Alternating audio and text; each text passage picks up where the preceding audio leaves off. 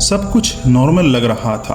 Flight ने take off किया ही था, बस कुछ ही वक्त हुआ तभी एटीसी को मिलती है एक मेडे डिस्ट्रेस कॉल और उस कॉल के तुरंत बाद प्लेन रडार से गायब हो जाता है। कुछ सेकंड्स के अंदर पूरा शहर में गूंजता है एक जोरदार धमाका। लोग समझ भी नहीं पाते हैं कि क्या हुआ है। आसमान में उड़ते हैं काले घनहरे धुएं की बादल जो सिर्फ एक ही बात कह रही थी, कुछ भयानक हुआ है।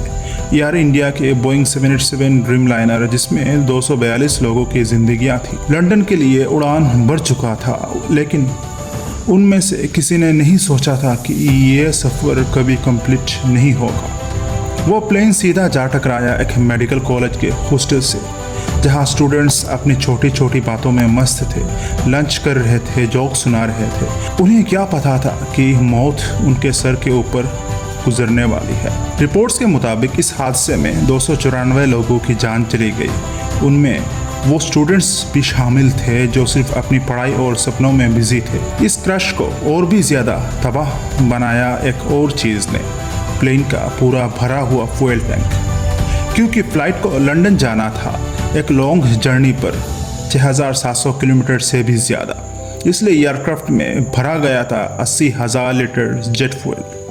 और जब ये प्लेन हॉस्टल से टकराया तो वो फ्यूल बन गया एक अग्नि का समुंदर। पूरी बिल्डिंग सिर्फ जली नहीं, पूरी तरह से खाक हो गई। फायर ब्रिगेड ने भरपूर कोशिश की, लेकिन जो आग लग चुकी थी वो किसी के बस में नहीं थी। हर तरफ गिर रहे थे जलती हुई लोहे की टुकड़े। ये फ्लाइट अहमदाबाद से लंदन जा रही थी 230 पैसेंजर और 12 क्रू मेंबर्स के साथ। लेकिन इतनी बड़ी तबाही के बीच भी एक छोटी सी उम्मीद की किरण बची थी। इमरजेंसी एग्जिट के पास सीट 11A पे बैठा था रमेश विश्वास कुमार। उसने मीडिया को बताया एक जोरदार धमाका हुआ और कुछ ही सेकंड्स में हर तरफ लाशें बिखरी थी।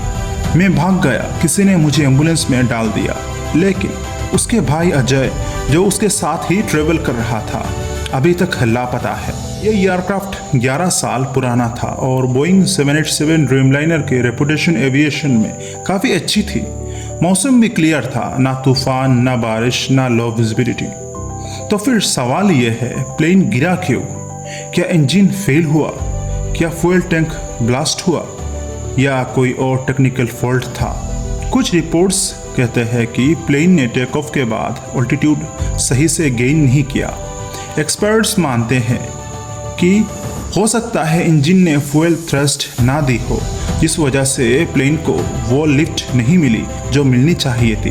बोइंग 787 ड्रीमलाइनर को एक सेफ एयरक्राफ्ट माना जाता है, लेकिन पहले भी कुछ इश्यूज रिपोर्ट्स हो चुकी है। सबसे क्रूशियल है ब्लैक बॉक्स। वही बताएगा क्रैश के वक्त प्लेन का फ्लैप्स किस पोजीशन में थी, इंजन किस कंडीशन में था और कॉकपिट में पायलट्स क्या बातें कर रहे थे। फिलहाल जो फैमिलीज अपने अपनों का इंतज़ार कर रही है वो DNA सैंपल्स दे रही है ताकि उनके प्यारों की पहचान हो सके।